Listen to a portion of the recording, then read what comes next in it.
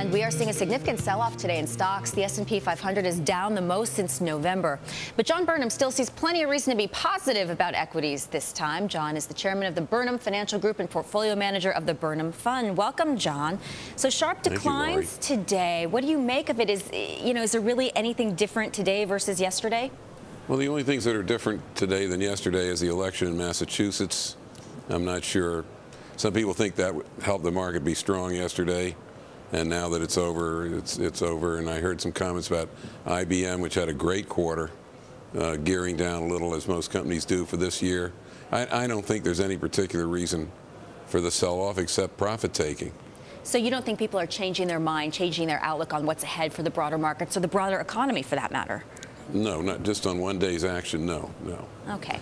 Burnham Fund up over 32% in 2009, outpacing the S&P by 5%. How'd you manage that?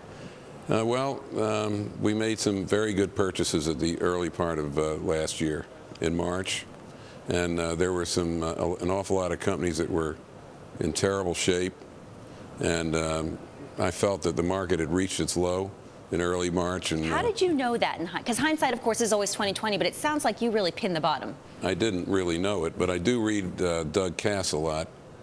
I guess he's probably been on this station, and he's a very smart technician.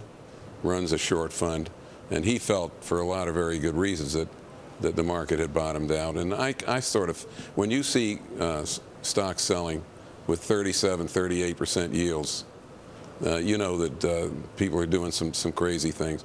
So I didn't catch the bottom, but about a month or so later, we started to put our cash back to work that we had raised earlier. And what is your general strategy today for picking stocks? Because a lot of go on. The same thing. I mean, we bought, we were very lucky and bought stocks like Mark West and Williams Partners that were selling around $9 or $10 a share and yielding like 35%. Those stocks are now over 30. But our real strategy now is to buy great names with great franchises, preferably international franchises that are selling still at what we think are very low prices.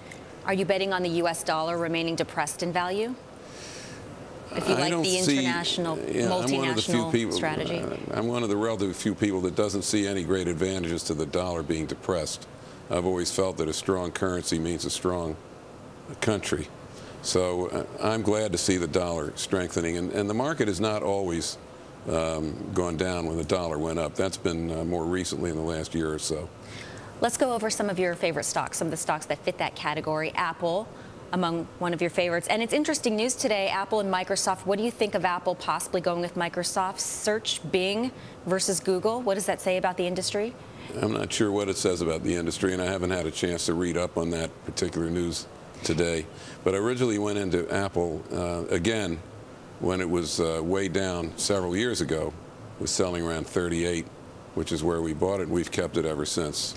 Well, that was kind of a smart move, to say the least. It was a good move, but that is not one of the stocks that I bought more recently. But I think that's one of the most wonderfully managed and creative companies in the world today. All you have to do is go by any Apple store, and it's hard to even get in there. But would you buy it today? Do you think that these new innovations, the tablet, we're waiting to hear more about? I would buy it today. Okay. Yes, I would. I haven't bought any because I already own it, but if I didn't own it, I would buy it. Up nearly 500% in 5 years, so that was a good call. Citigroup, another one that you like. Newspapers today real critical of the CEO, Vikram Pandit. A lot of trouble, a lot of concern, right, about these bad assets still on the balance sheet. I think that Citi is a very attractive stock to buy if you have a 2 or 3 year view. Citi's got all kinds of problems. Everybody knows what their problems are. And they're very serious problems, and they're not going away anytime real soon, but they will go away in time. What it does have is an amazing franchise, worldwide franchise. They're the #1 bank, really, in the world today. So with the stock selling at around $3.40 a share, you know, it's pretty cheap in terms of for the future. In the meantime, they're not going to go out of business. The government owns 40% of the company, and I think if one buys Citi and just puts it away 2 or 3 years from now, I think you'll see it at $8 or $9 a share. That would be a triple. That's not so bad. Indeed, but why Citi over, say, a Goldman Sachs or a Morgan Stanley or even a JP Morgan? That seems to be, that's not at the beck and call or the mercy of the government still. Citi is a lot cheaper, and it sells at $3, and people like buying stocks at $3. They do indeed. All right, some of the commodities names. You also like Alcoa, but as you know, it had a bit of a disappointing third quarter. Well, it was not really disappointing. It was somewhat disappointing. It was a little below what everybody was expecting. But there again, this is one of the world's great franchises in the metals business, in the alumina business, and they will come back in time as the economy improves. In the meantime, you can buy a stock at $15 a share that used to sell way, way higher. And we all know what the problems are, but the problems will go away.